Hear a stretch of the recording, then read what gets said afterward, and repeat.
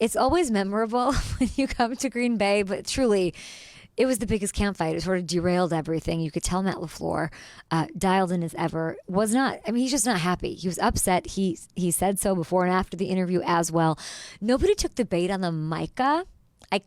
Jordan Love kind of fell into it with mentioning David Milageta, his agent, who of course is the same agent. They like who they have. I would say this, if I'm a Packers fan, and I am, you have to go for it. You're all right there. Tough division. Got to get Kenny Clark a ring. And I would say this, if this team adds Micah Parsons, let's say they do, they trade, and they've got the salary cap to handle it, this would make them the undeniable favorite in the division to me, which is saying a lot with how the division looks, but they would be at the top. That is a move. That is a Reggie White sort of, then you go win a Super Bowl move that I'd love to see this team make. Is it characteristic? Is it precedent to it with Goody and company? I don't know, but it has to be sexy. It's got to be tempting for them to be making these calls to figure out what that might look like.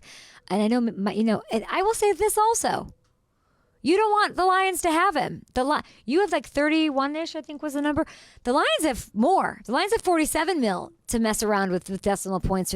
You don't want them to have him. That would be ugly. So maybe you just get him to play keep away in the division, where, as Kenny Clark reminded us, they were 1-5 last year. So I'd love to see that kind of a move. I'm not saying they need it, but that kind of a move is one that would level you into the stratosphere of an undeniable, there's no bargament here with cheese curds across the way on where they'd stand in the division to start the season. So excited about the offense. Of course, the defense looks incredible. And Jordan Love's healthy. That was a big takeaway here. Matthew Golden, ooh-wee. Kind of all we need to know. I do want to take a minute and just say thank you to everyone for this insane, unhinged training camp.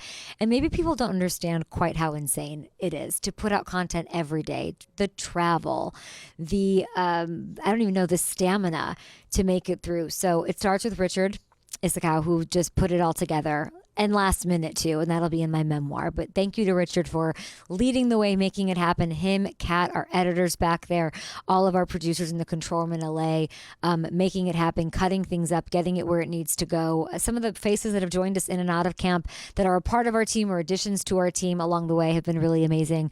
My field producers here, Matthew Hamilton, who's literally Nucleus Control Center back at home. All of the teams for letting us sort of bring our circus to town, but it has been so fun, and just all the producers, all of the hands that are all over it, our social media team, Jake specifically, who's been just cranking stuff out. I couldn't be more grateful for the ride and getting content out. So I would just say please subscribe to our YouTube, because you say you like the content, then make it count, and go over there and let us do what we do and get you guys more stuff.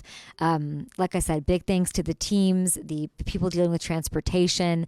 I'm looking at Dan and Karina in the room for just showing up at these camps and making sure we're protected and I'm taken care of. Huge thanks to FanDuel for fueling it, and we'll see you guys maybe Monday in studio as Luke is taking pictures, or we will see you guys from somewhere, of course, with more content as we head towards 2025.